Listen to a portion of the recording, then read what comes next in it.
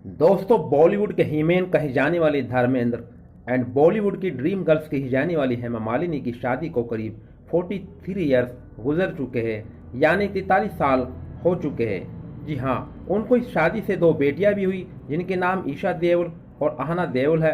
दोस्तों, बॉलीवुड का एक ज़माना 70-80 का वो भी हुआ करता था जब हेमा जी की खूबसूरती के चर्चे पूरी फिल्मी नगरी में मशहूर थे। यूँ तो उनको चाहने वालों की लंबी फहरिस्त हुआ करती थी, बट कई बॉलीवुड के स्टार भी ऐसे थे जो उन पर जान छिड़कते थे और उनको दिल ही दिल में चाहते थे। उन्हीं में से चंद के नाम मैं आज आपको बता रहा हूँ। नंबर 1 पर आते हैं संजीव कुमार जी। जी हाँ, ये इनको बहुत ज़्यादा चाहते थे और इनसे शादी भी करना चाहते थे, बट हेमा जी संजीव कुमार को पसंद नहीं करती थी, इसलिए ये प्रेम कहानी आगे नहीं चल सकी। इसलिए संजीव कुमार का प्यार सिर्फ एक तरफा ही बनकर रह गया। नंबर 2 पर आते हैं जितेंद्र जी। जी हाँ, जितेंद्र जो कि अपने ज़माने के जंपिंग जैक के नाम से मशहूर थे और वह भी बहुत ही रोमांटिक हुआ करते थे। उनके बॉलीवुड में प्यार के किस्से बड़ी मशहूर हुआ करते थे उन दिनों में, जिन्हें भी हेमा जी को बहुत चाहते थे। जी हाँ, जितेंद्र जी भी हेमा जी को बहुत चाहते थे और उनसे शादी भी करना चाहते थे और हेमा जी भी जितेंद्र के बहुत करीब थी। बात दोनों तरफ से ही बराबर चल रही थी, लेकिन हुआ ऐसा कि एक दिन जितेंद्र की एक कॉल आती है और हेमा जी भी वहीं पर मौजूद थी। इत्तेफाक देखिए कि कॉल किसी और की नहीं बल्कि उनकी गर्लफ्रेंड शोभा की थी।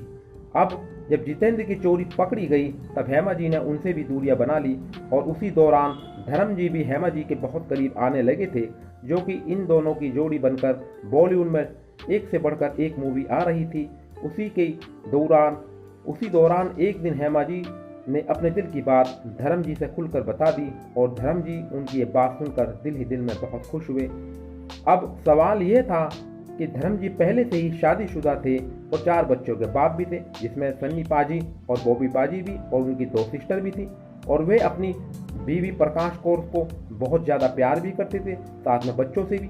अब ऐसे में हेमा जी के कहने पर कि वह यदि अपनी पत्नी को तलाक दे दे, यानी उनको छोड़ दे, तो मैं उनसे शादी कर लूँ, लेकिन धर्म जी ने साफ इनकार कर दिया कि मैं अपनी पत्नी को तलाक नहीं दूंगा, डिवोर्स नहीं दूंगा, और हाँ, अगर वह खुद मुझे तलाक देकर अलग होना चाहे तो ये उनकी अपनी मर्जी होगी।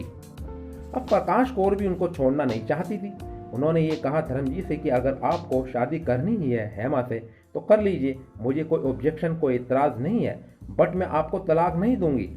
तब धर्म जी के सामने कोई दूसरा चारा नहीं था दोस्तों, इस्लाम कबूल करने के अलावा।